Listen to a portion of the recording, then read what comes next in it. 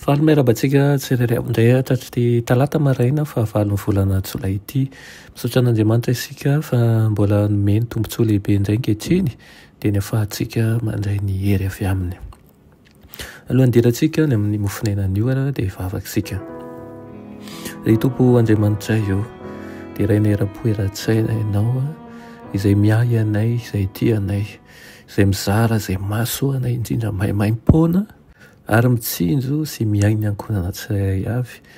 Misaotra anao izahay satria noho ny aminao no antom-pisianay.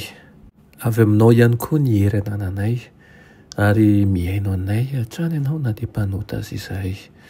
Amboary izay ho voaova ary aoka ny hevitra izay mampisaraka anay aminao anay ho foananao. Tonoana sy angatanay amin'ny anaran'i Jesosy.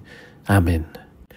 Lohateny mofonenantsika androany dia manao hoe mahonona tena amin'ny zavatra rehetra.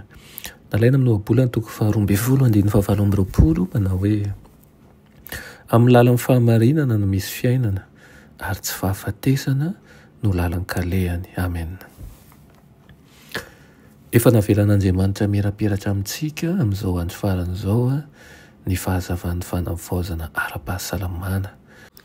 Miasa amin'ny kery lehibe tokoa Satana hitarihana lehilahy sy vehivavy maro ho amin'ny fitiavan-komana, ny fampananaram-po ihany koa, ny foronana maha olombelona ary ny fandaniana andro amin'ny fahatalana izay tsy misy fieritreretana. Mandeha amin'ny herin'ny saina sy ny vatana ny tsy fahalalana onona izay resiny dia efa nametraka ny tenany eo amin'ny faritanin'ny Satana izay azahoan'ny fahavalon'ny fahamarinana maka fanahy ary ihany koa mifehy azy araka izay tiany. Tokony hisarika ny sain'ny ray aman-dreny mandrakariva ny adidiny eo amin'ny fitondrana ho an'izao tontolo izao ankizy manana toetra mivelatra tsara, ankizy ihany koa izay anana hery ara-pitondran-tena hanohitra ny fakapanahy ary fiainana ny voninahitra an'Andriamanitra sy ho fitahiana ihany koa ny hafa. Aoka ny renim-pianakaviana nararoatra ny fotoana rehetra azahoany manabe ny zanany ho amin'izay mahasoa. Raha vao mena vava ny zanany dia efa tokony hampianariny hanana fahazarana mandahan-tena sy mifehy-tena. Raha ny fahadalany izao taranaka izay azo lazaina hoe tena mitotongan'izao no mandany betsaka indrindra ny androny, raha ny rendrarendra ny fiarahamonina ihany koa sy ny fitafy ary ny lalao maro samihafa no misarika indrindra ny sainy, dia tsy hahazo ny fahalabeazana araka ny tokony ho izy ny zanany.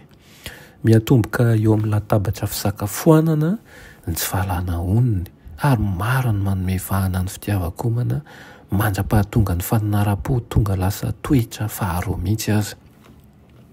Izay homan-kanina be loatra na koa manara-po amin'ny anina tsy mahasalama dia mandeha amin'ny hery azahoany manohitra ny fitakian'ny etaetan-javatra hafa sy ny firehetan'ny fo. Noho ny tsy fananany faharetana eo amin'ny fanabeazana ny zanany mba hanana fahazarana mandahan-tena dia ray aman-dreny maro no mamela ny zanany hihinana sy hisotro ihany koa amin'ny fotoana rehetra tiany hanaovana an'izany. Tsy mihena velively miaraka amin'ny fandrosoan'ny taona tsy akory ny faniriana hanome fahafaham-pon'ny fitiavan-komana sy ny firomana ao anatin'ny maha olombelona. Rehefa miha-lehibe manko ireo tanora ireo dia ny fironana mahery vaika ho aminy no mifehy azy amin'ny fitiavan-komana na ihany koa mangeja azy ka tsy halalany onony intsony. Raha fehezina ny tena ambara amin'izao maraina izao dia aokany isika ray aman-dreny hitaizana zanantsika ao anatin'izay fahalalana onony izany, miatomboka ao amin'ny isa-tokantrano, miatomboka amin'izao fahakeliny izao ary isika ihany koa hitaizantsika ao anatin'ny fahalalana onony na amin'ny fisakafoanana na amin'ny rendrarendra rehetra na ao anatin'ny fahafinaretana. Ny fanahy masina ane anilo-tsaina ny isa-tokantrano tsirairay avy. Amen. Raha ilay masina tsara indrindra mbola misaotra anao izay amin'izany teninao izany. Ampio izahay ary meo teo-tsaina mendrika tokoa avy aminao mba ahafahanay mitantana ny fiainanay.